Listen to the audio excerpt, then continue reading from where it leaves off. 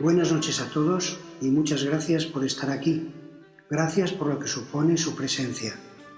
No creo equivocarme al afirmar que a algunos de ustedes les ha traído hasta aquí el deseo de saber y de buscar en el pasado de nuestra historia el rescoldo que caldea las almas de los buenos leoneses.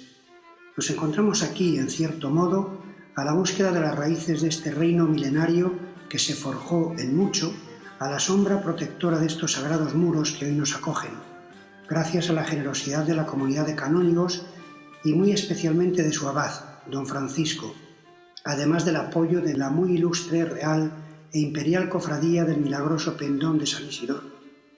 Y cómo no, del excelentísimo Ayuntamiento de León, que ha puesto a nuestra disposición la infraestructura y muchos de los medios necesarios para llevar a cabo esta aventura.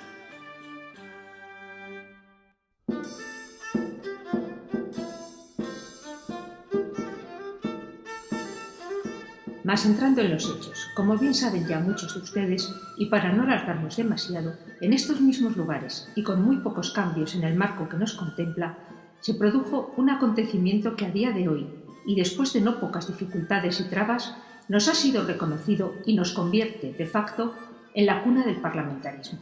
En efecto, en un día como hoy y en una reunión que tuvo lugar en el año 2013 en la lejana Corea del Sur se entiende, la UNESCO sancionó que la Carta Magna Leonesa, lo secreta de nuestro Alfonso, con motivo de las Cortes habidas en este lugar en 1188, eran el testimonio más antiguo del parlamentarismo y que debían entrar de pleno derecho en el exclusivo club de los documentos que forman parte de la memoria del mundo.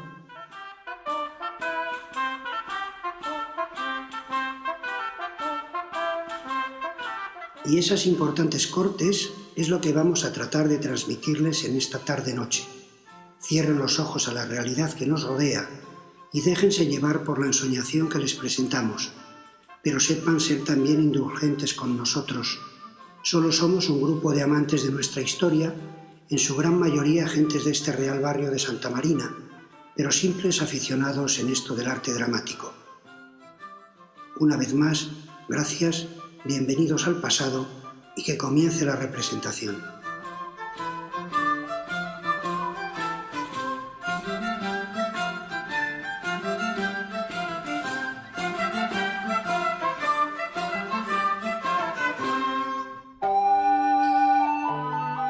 Había una vez, en un reino muy cercano, muy cercano, un joven príncipe llamado Alfonso. Pero, ¿qué estoy diciendo? Probablemente debería comenzar de otro modo esta narración. No vaya a ser que también ustedes, como ocurre con algunos, lo terminen interpretando como un cuento. Aunque a decir verdad, tiene todos los ingredientes clásicos para serlo. Un breve resumen de la trama. Un príncipe huérfano y aparentemente desvalido. Una madrastra que le odia y que anhela el puesto de ese príncipe para su propio hijo. Intrigas varias en las que interviene hasta el Papa de Roma. Nobleza levantisca que pretende aprovechar la ocasión, una vez más, para seguir aumentando en poder y en riqueza, etc. Toda la colección, como pueden comprobar. La única diferencia es que, además de ser realidad, esta historia, por lo constatado posteriormente, no tuvo un final feliz. Pero eso, si viene el caso, se lo contaremos otro día, y motivo podría ser de otra teatralización. Tenemos tanta historia y tantas leyendas que a nadie le ha parecido nunca de interés ni representarlas, ni publicitarlas, ni exhibirlas fuera de nuestro pequeño entorno, temerosos quizás de que de nuevo nos insulten o nos desprecien por ello. ¿Será nuestro sino? Algunos con menos galones parecen tener más prerrogativas.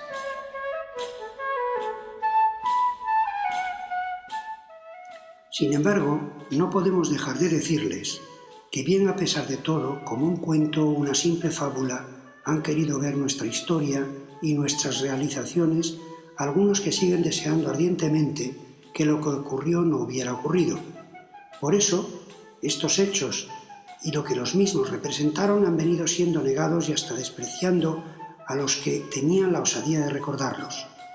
Para ello se han utilizado toda clase de argucias, enredos y patrañas. Así, sumando esfuerzos de los unos y de los otros, los hechos que hoy tratamos de relatar a ustedes parecían haber sido definitivamente enterrados en el baúl de las leyendas ocultos por el polvo de la incuria y cerrados con 7 llaves perdidas como las de la canción en el fondo del mar Matarile, y todos tan contentos.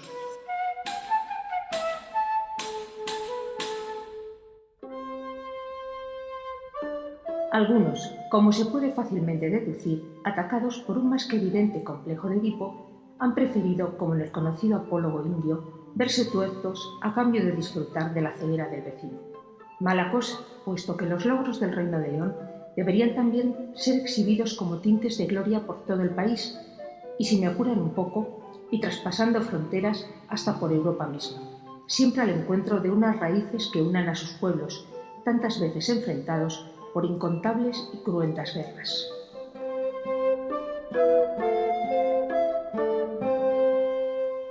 Pero vayamos ya a los hechos y pónganse en situación. Allá por el año 1188, en estas tierras del Reino de León, en esta misma ciudad que ahora nos acoge y en este mismo lugar que hoy nos ampara, ocurrió un hecho que cambiaría para siempre la historia del mundo.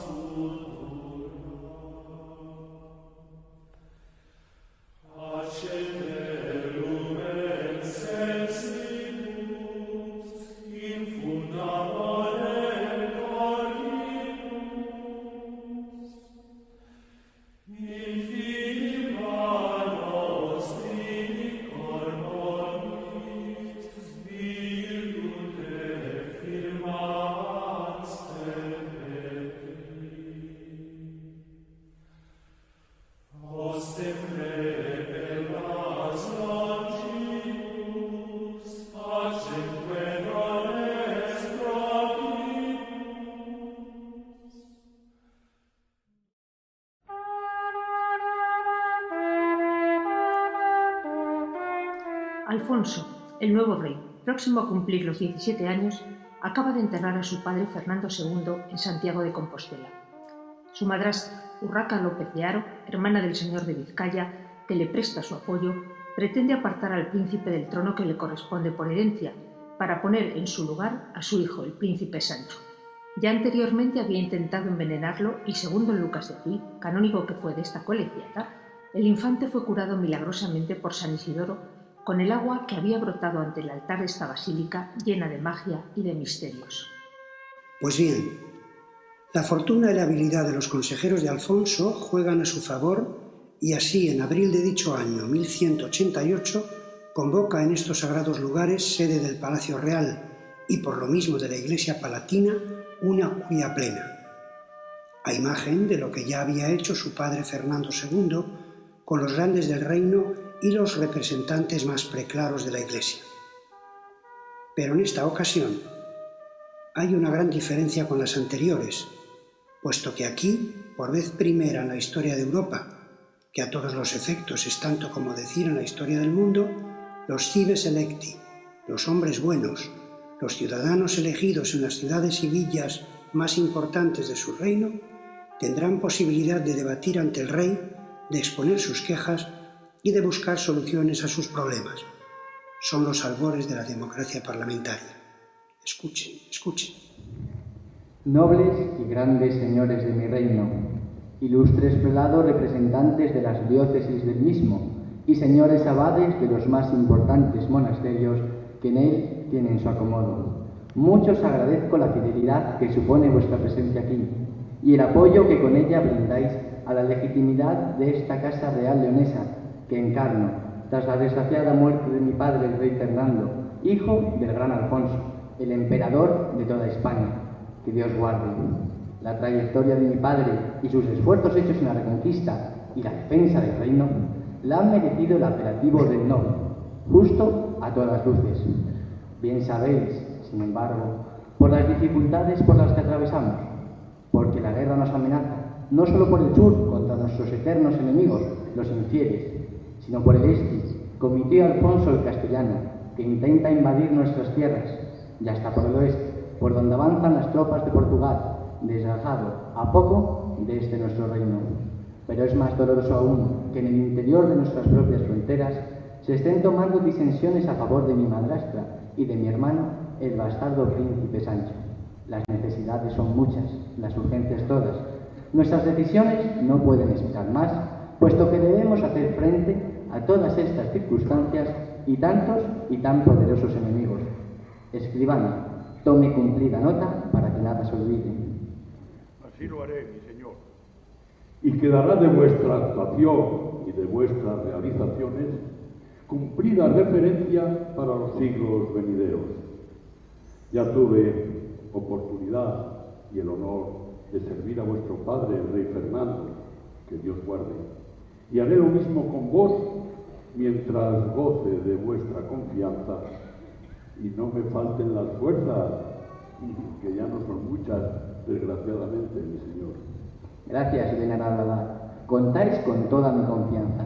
Oigamos ahora a estos grandes señores. Aquí nos tenéis, Señor.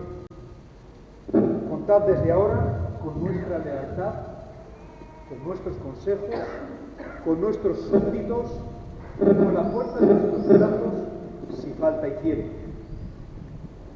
Por mi boca, como bien sabéis, como arzobispo de Santiago, hablan todos los obispos de las diócesis de vuestro reino, esos cuya fuerza y cuyo valor ha sido probado en las numerosas batallas que nuestro reino ha tenido, como en la batalla de Simancas, en tiempos de vuestro gran antepasado el rey Ramiro el Invicto, o en tiempos de su padre, el rey Don Ordoño II, quien tras la victoria de Castromoros cedió su propio palacio para construir la primera catedral de esta insigne diócesis legionense. No lo había puesto en duda mi muy amado señor arzobispo de Santiago, don Pedro Sánchez, aunque, como es de ley, agradezco vuestras sinceras y siempre ajustadas palabras. ¿Tiene algo que decir la nobleza de mi reino? Señor, como maestre de la Orden de Santiago, fundada por vuestro real padre, don Fernando, en el ya pasado año de 1170, y habiendo sido elegido como portavoz por mis compañeros de nobleza para esta curia plena, no quiero dejar de señalar aquí ahora lo que ya hicimos llegar a través de nuestros mensajeros, incluso en la propia Zamora, donde buscabais los apoyos suficientes para vuestra justa demanda de derechos a la sucesión del trono. Nuestras vidas os pertenecen, y también las de nuestros súbditos. Y por mi boca hablan también los más grandes señores del reino, condes, duques y demás señoríos. Contad con nuestra fuerza, nuestra lealtad y nuestro más firme apoyo. Y si alguno se hizo faltar en esta curia, esto se debe a otras razones o circunstancias personales, pero os aseguro, Alteza, que el apoyo a vuestra real persona está fuera de toda duda. Como en el caso del señor arzobispo de Santiago, solo me queda agradeceros, don Sancho Fernández, vuestra presencia, vuestras palabras, vuestro apoyo y vuestra fidelidad. Falta nos hace caminar unidos en estos difíciles momentos. ¿Algo más antes de pasar a nuestras deliberaciones? Disculpe, mi señor. Según vuestras reales órdenes, los ciudadanos de vuestros reinos, elegidos por voluntad popular, en las ciudades más importantes y según nuestras ancestrales costumbres, se encuentran esperando vuestra orden para entrar en estos sagrados claustros y así participar de la discusión que aquí se pretende sobre la mejora de los asuntos del reino. Pero Alteza, ¿qué es esto que estamos escuchando ahora? Ya había llegado a nuestros oídos algo similar, pero habíamos entendido y no habíamos dado crédito, porque creíamos que era simplemente una confabulación de vuestros enemigos para tratar de poneros en contra de la nobleza de vuestro reino. Nunca estuvieron presentes en estas curias los hombres del común. Ya contáis con nuestro apoyo y con el del clero para auxiliaros en contra de vuestros enemigos. Es más, la reina viuda de Andorraca está dispuesta a volver a sus tierras una vez que se ha dado cuenta de que todos los grandes del reino están por vosotros.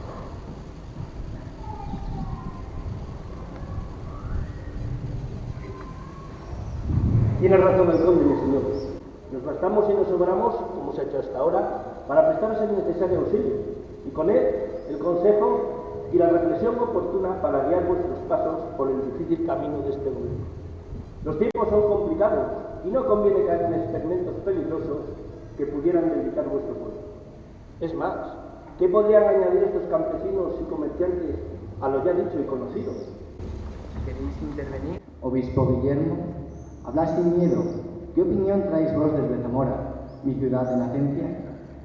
Mi señor, don Alfonso, por lo visto y por lo hablado por vuestra madre, doña Blanca de Portugal, bien querida por las gentes de mi diócesis, la más pequeña, pero también afora del imperio, creo que debemos tener en cuenta, sin duda, la opinión de los habitantes de las ciudades, o cuanto menos permitir su presencia en estas cortes, para que puedan expresar sus demandas ante vos. En principio, nada se pierde con ello, y su opinión podría darnos una visión más completa de la problemática del pueblo. De ningún modo. Permitidme insistir que no son necesarios para nada. Bien al contrario, señor conde. Creo ventajoso el tener contentos a mercaderes y artesanos, pues el futuro traerá, a mi duda, paz, dinero y ayuda de otras partes del reino. Sin duda,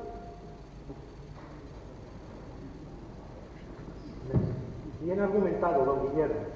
Yo personalmente no estoy dispuesto a incrementar los impuestos a los habitantes de mis tenencias. Es más, ya he asumido algún problema por esta causa y como alférez real propongo continuar con los deseos de nuestro señor don Alfonso. Solicito que esta corte nos iguale y podamos hacer todo por usted, señor. Y vos, mi consejero más sabio y juicioso, Martino de León, aún no habéis expuesto ante esta curia vuestros argumentos, que sin embargo os he escuchado ya varias veces antes del día de hoy, y en estos mismos claustros que hoy nos acogen. Señor, gracias por dar la voz a este humilde canónigo de San Isidoro. Solamente para ampliar las palabras de mi admirado obispo Guillermo de Zamora, y para recordaros que en mi viaje de vuelta de los lugares santos a mi paso por Francia conocí revueltas de los pueblos y las ciudades. Ya que en nuestro reino, en épocas próximas, en los primeros años del reinado de vuestro padre, tuvo que afrontar los motines de la Trucha en Zamora y de la Rabia en Salamanca. Y en épocas anteriores, también, en el reinado de vuestro antecesor, el gran Alfonso, el VI, tuvo que afrontar la rebelión de los burgos en Zamora. Épocas malas. Si las milicias de las ciudades y los campesinos se revuelven contra vos y no los tenemos a favor, la duración de este reino puede ser corta. Es época y momento de sumar tu apoyo. Me sumo, como antes dijera, a los argumentos del sabio y santo Martín, el abad de nuestra Real Colegiata. Nuestra obligación es guiar a vuestros súbditos, pero en ningún caso servir de recaudadores de impuestos y ni mucho menos expoliarlas.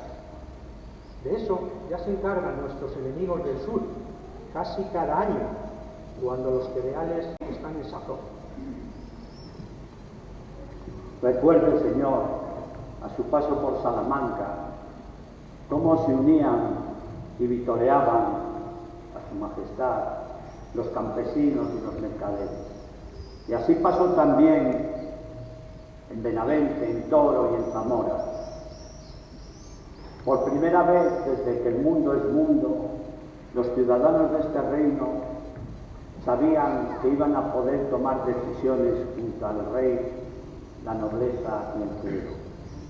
Así lo entendieron y así lo prometiste, y no es hora de vacilación. Agradezco vuestros consejos, vuestra lealtad, vuestras, sin duda, buenas intenciones y hasta vuestras dudas. Pero me gustaría que escucharais también a mi muy amado primo don Fernando, el ilustre abad de la Imperial Cofradía del Pendón de San Isidoro, fundada por mi abuelo, el emperador, en el sitio de Baeza, tras la milagrosa intervención de nuestro santo protector Isidoro. Bien sabéis, nunca lo he ocultado, que es mi más leal consejero, puesto que su persona y la institución que representa encarnan las esencias de este glorioso reino. Hablad entonces, don Fernando, y convenced a estos grandes señores que aún dudan, como me habéis convencido a mí, de la necesidad de que los ciudadanos del común nos acompañen en este acto singular. Gracias, señor. Respetados representantes del alto clero y compañeros de armas, caballeros, dejadme que os recuerde. ¿Acaso en una situación tan difícil como esta que atravesamos, otro Alfonso, el de los buenos fueros, no fue capaz, allá por el año 1017, hace justo 171 años, de elaborar un conjunto de leyes que fue después tomado como modelo por otras ciudades y otros reinos? ¿Podríamos acaso decir que resultó en algo perjudicial su aplicación en estas tierras? ¿No supuso, por el contrario, el definitivo despertar de este reino y la pacificación de esta urbe regia? No parece aconsejable seguir siempre la senda que marca el rebaño. Si no descubrimos nuevos caminos, llegaremos siempre a los mismos destinos y cometiendo incluso los mismos errores. Es pues de proseguir por la ruta que marcó ya otro Alfonso, el quinto de estos reinos, que por cierto, recordaréis, tenía aproximadamente la misma edad que nuestro Señor cuando tomó tal decisión. Es hora de unar voluntades. Los ciudadanos, los habitantes de nuestras ciudades y nuestros pueblos, están ganando gran prestigio, incluso económico, y sería del todo estúpido prescindir de la fuerza de sus brazos, prescindir de su economía y también del apoyo que podrían servir a mi Señor, nuestro Señor, a la corona en definitiva. Es hora de unar voluntades. Es momento, pues, de avanzar y en ningún modo de retroceder. Agradezco vuestros consejos, primo Fernando. Ea, señores, adaptémonos al devenir de los tiempos. Quizá tengáis razón, Alteza, quizá tengáis razón. Sospecho que lo que muchos intuimos es que la decisión está ya tomada. Y es que esta discusión que ahora mismo mantenemos no es de la mayor seriedad. Yo, por mi parte, mantengo lo ya expresado. Me parece muy peligroso dar la voz a quien no tiene el conocimiento ni la capacidad para interpretar las leyes, y mucho menos para aplicarlas. El gobierno del reino es algo mucho más serio de lo que aquí algunos imaginan. Y no quisiera resultar agorero, a pesar de que se me conozca como el nigromante. Debo añadir, además, que lo tocantemente pasado Alfonso, que llaman en este reino el de los buenos fueros, tuve anoche un sueño en el que le veía tanto a él como a mi antecesora, la reina Urraca, madre del emperador, como a todos ustedes aquí ahora. allí, en los balcones del claustro. Quede constancia fiel y solemne entonces de estos decretos que en la memorable fecha del 18 de junio de 2013 fueron incluidos por la UNESCO y de manera solemne en la memoria de la humanidad, mérito que debemos atribuir al leonés Rogelio Blanco, entonces director general del libro, que preparó el correspondiente dossier para la solicitud. Según este importantísimo organismo, los decreta reflejan un modelo de gobierno y de administración original en el marco de las instituciones de la Hispania medieval, donde la plebe participó por primera vez en la toma de decisiones del más alto nivel, junto con el rey, la Iglesia y la nobleza, mediante representantes elegidos por los pueblos y ciudades.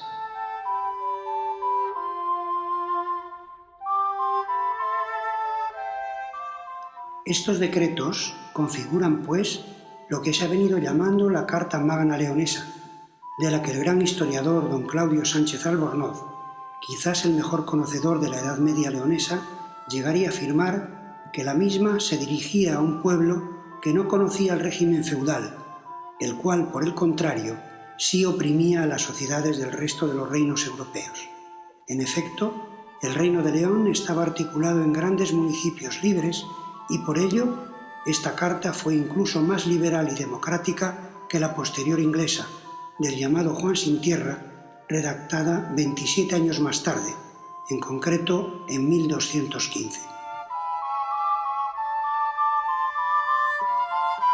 Recuperamos ahora para ustedes algunos de los derechos que los hombres del común consiguieron y que fueron sancionados en dichas Cortes, antecedentes ya, por derecho, del moderno parlamentarismo.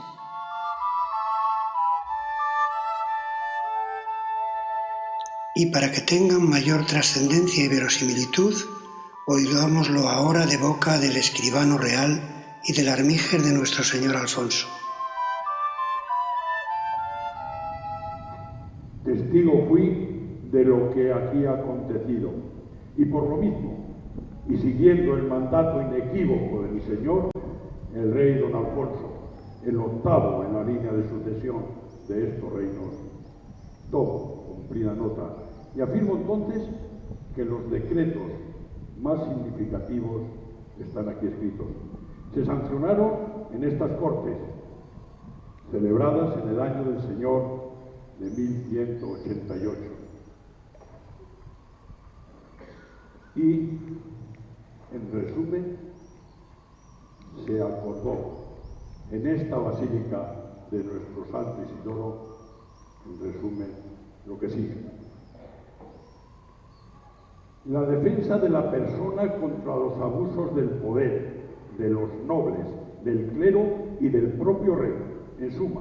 Y como hoy dicen ustedes, se aseguraron la transparencia judicial y las garantías procesales. La no discriminación por razón de sexo, ni estatus social, ni religión. La inviolabilidad del domicilio, algo que ya tenía precedentes en el Fuero de León de 1017, al que se ha hecho alusión anteriormente y del que próximamente hemos celebrado su primer milenio. La obligación por parte del rey, como acabamos de oír, de convocar a las Cortes para declarar la guerra o firmar la paz. Y el compromiso de la moneda forera, dicho de otro modo, la prohibición de devaluarla durante un determinado periodo, devaluación que siempre iba en perjuicio de las clases más desfavorecidas. Esta es la verdad de lo sucedido. Aquí se queda reflejado en mis escritos y así lo roboré con mi nombre.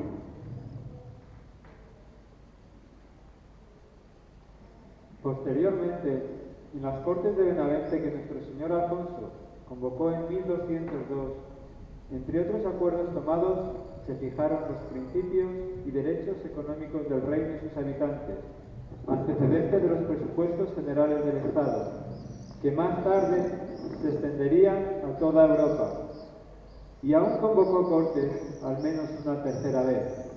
En efecto, en los documentos que recogen unas cortes celebradas en la ciudad regia, en León, y en febrero de 1208 se hace mención expresa de la participación de los representantes de las ciudades del reino, seguramente algunas más que las 9 que hemos estado, para los de 1188. Queda constancia también de que, siguiendo la senda establecida por estas innovadoras cortes leonesas, en 1215 se reunirían las cortes inglesas, en 1232 las alemanas y en 1302 las francesas. Por lo que hace referencia a los reinos peninsulares de la época, la secuencia fue la siguiente: en 1250 en Castilla, en 1274 en Aragón, en 1283 en Valencia y en 1300 en Navarra. Estos fueron los hechos, y sobra cualquier tipo de comentario. Así ha ocurrido y así se lo transmito a todos ustedes para conocimiento y recuerdo. En agradecimiento a nuestro Señor, los monjes aquí presentes entonarán ahora un Te Deum.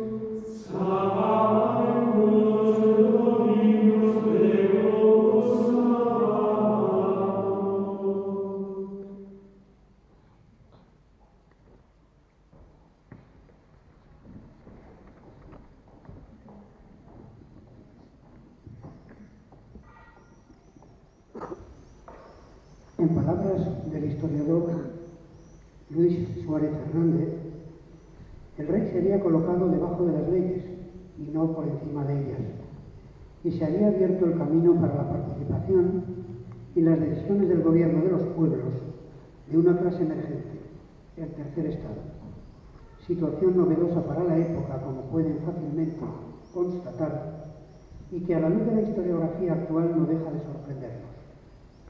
Probablemente, por esa razón, algunos no parecían estar dispuestos a admitir que esta verdadera revolución en plena Edad Media se hubiera dado en este viejo, como dicen, y hasta insignificante reino, según siguen pensando equivocadamente algunos.